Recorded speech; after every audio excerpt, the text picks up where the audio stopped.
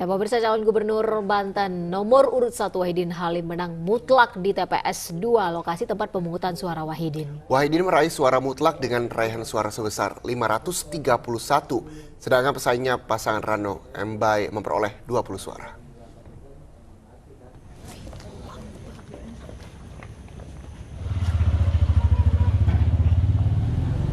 Pasangan calon nomor urut 1 Pilkada Banten, Wahidin Halim Andika Hazrumi, menang telak di TPS 2 tempat Wahidin Halim menyalurkan suaranya. Dari 714 suara yang terdaftar di TPS tersebut, Wahidin Halim atau calon gubernur nomor urut 1 ini memperoleh 531 suara. Sedangkan lawannya yaitu pasangan nomor urut 2 Rano Karno hanya memperoleh suara 20 suara. Di TPS ini juga terdapat 2 suara yang tidak sah dan terdapat 161 suara golput atau tidak memberikan suaranya. Kemenangan Wahidin sendiri langsung disambut dengan pesta petasan di lokasi TPS oleh warga sekitar.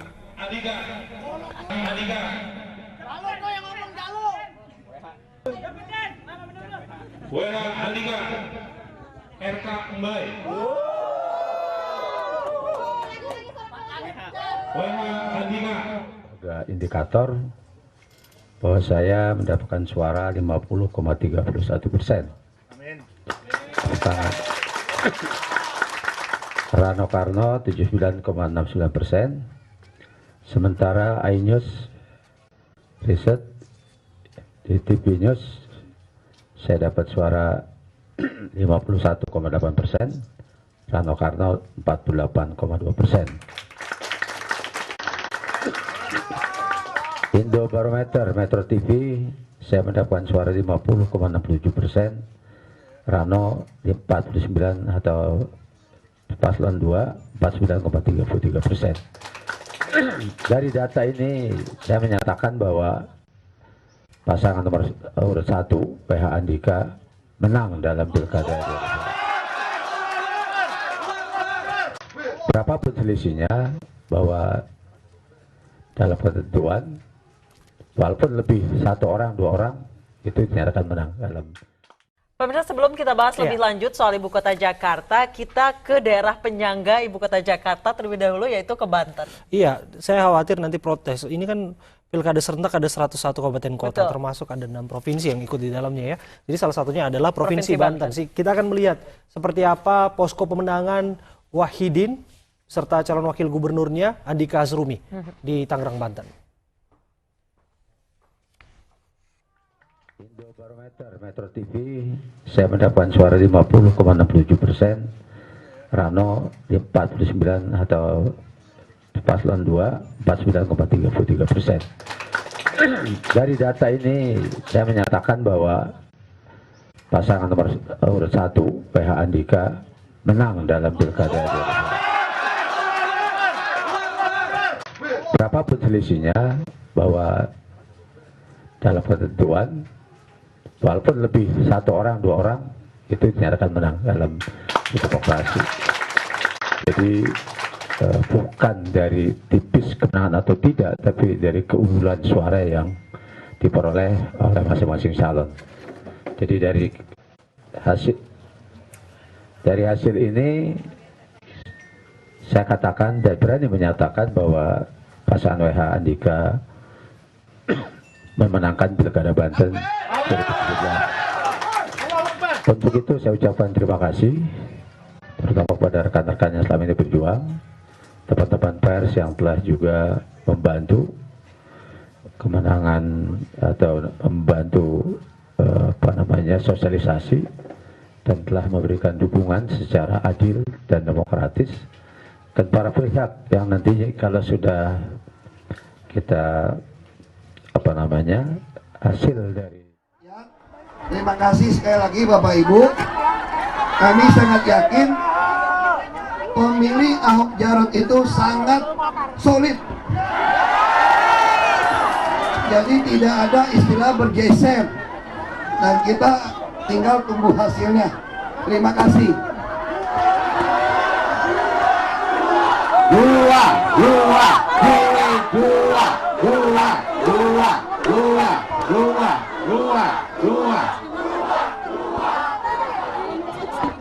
Ibu Bapak saudara-saudara sekalian, tadi Pak Ahok sudah menyampaikan rasa ucapan terima kasih.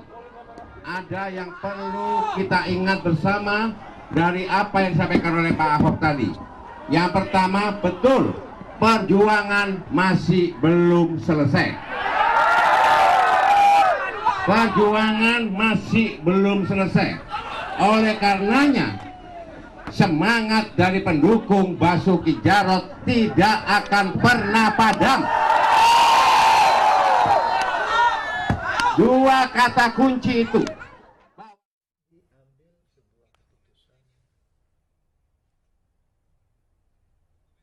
Ya, pemirsa, kami menampilkan di layar kaca Anda.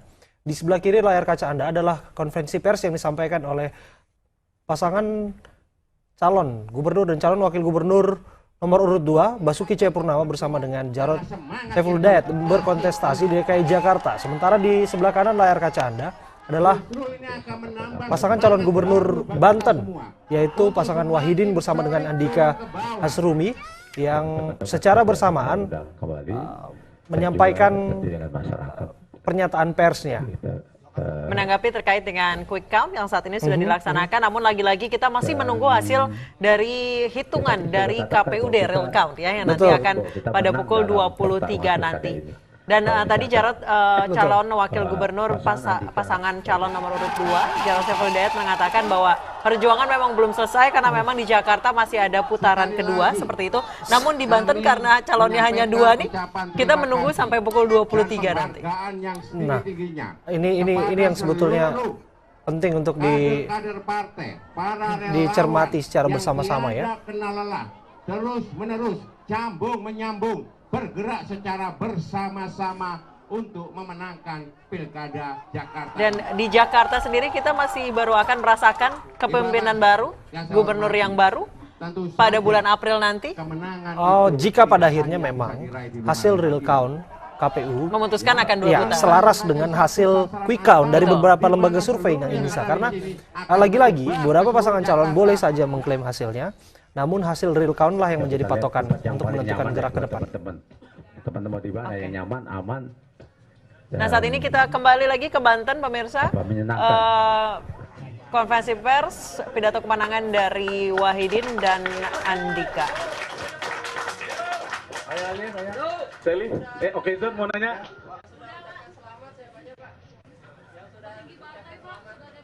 Belum, orang baru sekarang klaimnya. Tulis dulu, kamu siarin, tulis dulu baru tempat saya juga mana ya. Tapi karangan bunga sudah ada di depan, Pak. Karangan bunga sudah ada yang masuk, sudah nyampe.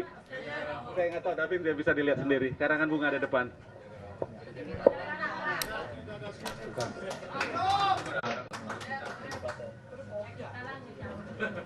Ya, saya juga tadi lupa kepada seluruh partai pengusung tentunya. Terima kasih banyak atas dukungan dan perjuangannya. Jaringan saya kira juga udah tadi ya, teman-teman perjuangan. Khususnya Pak ini Pak Media, Pak pengacara siap kita juga menyiapkan diri pengacara kita dengan Pak Ramdan termasuk ke Pradi Banten yang akan nanti kita percayakan apabila kemudian hari ada. Sinta, ya silakan. Terkait dengan hasil yang sangat tipis kali ini Pak, nanti kira-kira siap nggak Pak masalah terkait adanya gugatan dari tim lawan? Saya minta lawan legowo lah kalau udah gini capek. Kita berharap salam ya pada sahabat-sahabat saya Pak Rana maupun Pak Bay untuk legowo gitu. Mudah-mudahan. Ya. Kita siap. Saya kira kita sih pada prinsipnya menikmati kemenangan aja dulu. Kalau sudah hari ada gugatan, saya berharap kan sudah sepakat menerima kalah dan menerima menang. Berapapun angka kemenangan itu, berapapun angka kalah itu kan kita sudah bikin pernyataan menerima kalah dan menerima menang. Saya kira itu harus harus ada tanggung jawab moral, harusnya ada tanggung jawab moral. Jimmy. Tidak kalah ya sudah. Data terakhir Jakarta berapa gitu. Jimmy? Ketika menang ya alhamdulillah, kita juga ya tidak bersombong. Tapi yang jelas, yang pasti bahwa kesepakatan itu sudah ditandatangani. Jangan dihitung nanti 0,5%, 20% kayak apa, kayak bunga bank, bukan begitu. Apalagi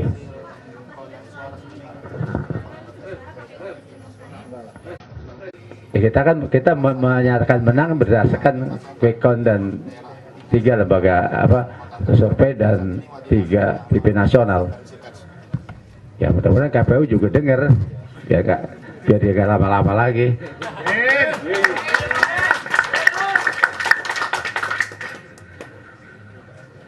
Kenapa?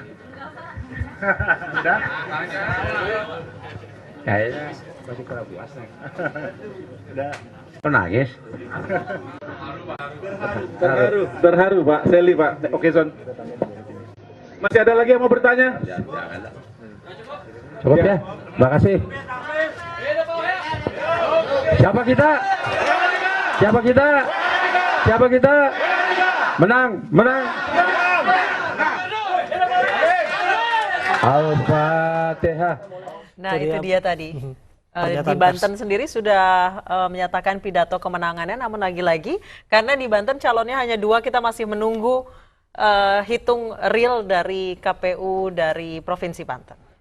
Ya betul, dan tadi juga kita sempat mendengarkan pernyataan pers tadi dari pasangan Basuki Cahayapurnama dan calon wakil gubernurnya Jarod Saiful Hidayat yang menyatakan bahwa perjuangan belum usai. Apakah secara implisit maknanya sudah mengamini bahwa akan ada pertarungan berikutnya? Betul sekali. Atau memang tetap meyakini hal-hal apapun bisa terjadi dalam terjadi penghitungan real? Bagaimana Kang Yayat menanggapinya? Apakah kejutan juga akan bisa ditularkan bagi kebijakan DKI Jakarta? Atau akan 11-12? Bisa terjadi kejutan. Kita waktu pengalaman Pak Foke dengan Pak Jokowi sebelumnya. Pada putaran yang pertama itu Pak Foke cukup diunggulkan ya. Jadi ternyata dalam putaran selanjutnya situasinya bisa berubah. Pak Jokowi yang memenangkan investasi. Jadi pertanyaan bagaimana dengan sisa waktu yang ada? Ini kan persoalannya, triknya, permainannya jangan membuat kita bertambah lelah lah. Sebetulnya warga Jakarta pun tadi berharap apakah dalam putaran, ya memang satu lagi di DKI itu tidak bisa satu putaran seperti di Banten, tapi memang Jakarta masih panjang prosesnya, masih ada waktu 2 bulan, tapi minimal dengan adanya persoalan yang didapat sekarang ini sudah ada gambaran lah siapa yang akan maju pada putaran keduanya. Nah yang menjadi pertanyaannya, apakah kegaduhan semakin meningkat atau kegaduhannya semakin turun? Nah ini bila mencermati pilihan masyarakat, bisa kita kategorikan menjadi 2, bayangkan long term investment ataupun short term investment, dalam artian mereka tadinya sudah memilih pasangan tertentu namun tidak maju ke putaran berikutnya, dan bagaimana pasangan yang sudah pemilih yang sudah memilih pasangan tertentu dan tetap meyakini bahwa pasangan tersebutlah bisa menyelesaikan problema Jakarta. Tapi sekali lagi kan ada loyal voternya yang jelas dan yang swing voternya. Jadi ada sisa dulu sekitar 7-10% yang kelihatannya sudah mulai kebentuk dan mengerucut. Mungkin polanya lari kepada 2 dan 3 ya kan. Sementara kita lihat bahwa orang melihat pilihan pada 2 paslon ini kelihatannya dianggap representatif, mampu mengatasi masalah Jakarta. Itu terlihat dari pelaksanaan debat di mana janji atau program yang dijanjikan itu dianggap realistis dan mendekati masalah yang ada. Memang sekali lagi jangan bermain wacana di Jakarta ini karena masyarakat yang sangat rasional, tidak butuh wacana. Tidak butuh wacana. Membutuhkan visi dan visi yang konkret. Karena masyarakat kita itu sudah hipermodernis.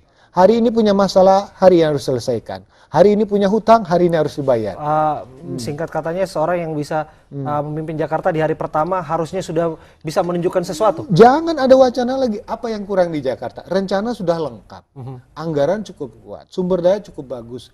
Peran serta dari swasta juga cukup tinggi. Anda sendiri mengamini tadi bahwa persoalan Jakarta tidak serta-merta secara mandiri tuntaskan di ibu kota, namun ada wilayah penyangga lainnya. Nah, kan itu memang takes time pada akhirnya kan. Karena pembenahan kelembagaan pun sudah banyak dilakukan. Seperti contoh untuk penanganan transportasi, sekarang sudah ada BPTJ, Badan Pengelola Transportasi Jabodetabek, sudah mengintegrasikan MRT, LRT, di-push untuk didorong.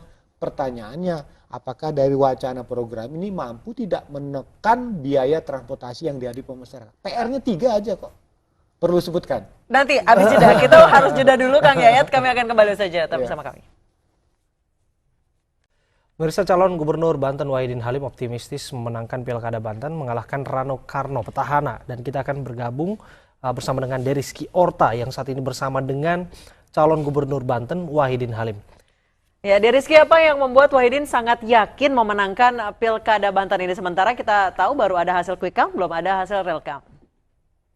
AB, selamat sore. Memang untuk ke Pilkada serentak 2017 di Banten ini saya sudah bersama dengan salah satu gubernur kita, Bapak Wahidin Halim, yang juga tadi sudah melakukan konferensi pers ya Pak ya, terkait dengan penghitungan sementara untuk quick count.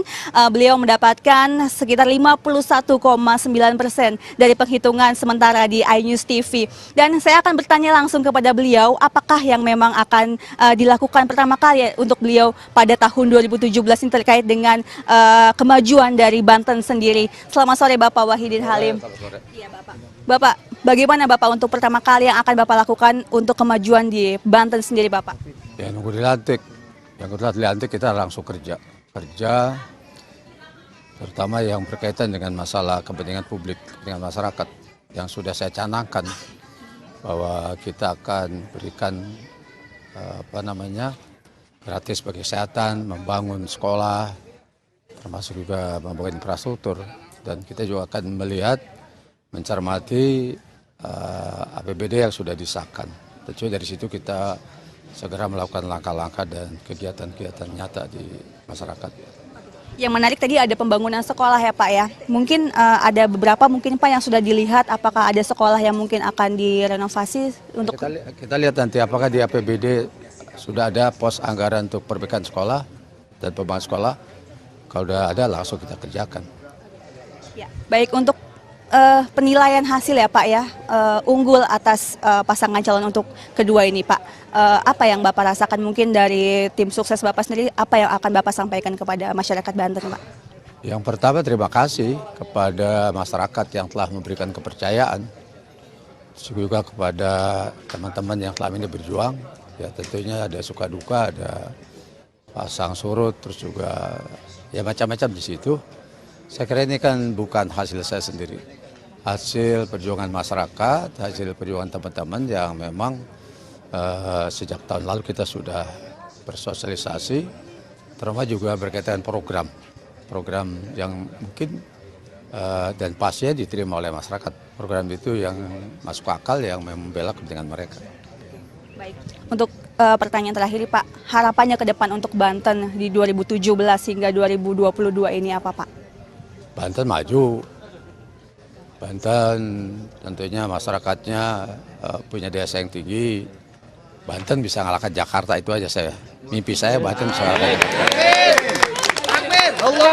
Terima kasih Bapak Wahidin Halim. Ya pemirsa, Anissa dan juga Abe, itu tadi wawancara saya bersama dengan Bapak Wahidin Halim dan tim sukses, dan juga tim dari Bapak Wahidin Halim ini sangat berterima kasih dengan rakyat Banten tentunya yang sudah memilih, dan juga nantinya rencananya juga akan ada gelaran bersyukur begitu atas terpilihnya Bapak Wahidin Halim sebagai Gubernur Banten. Demikian Anissa dan juga Abe, silahkan.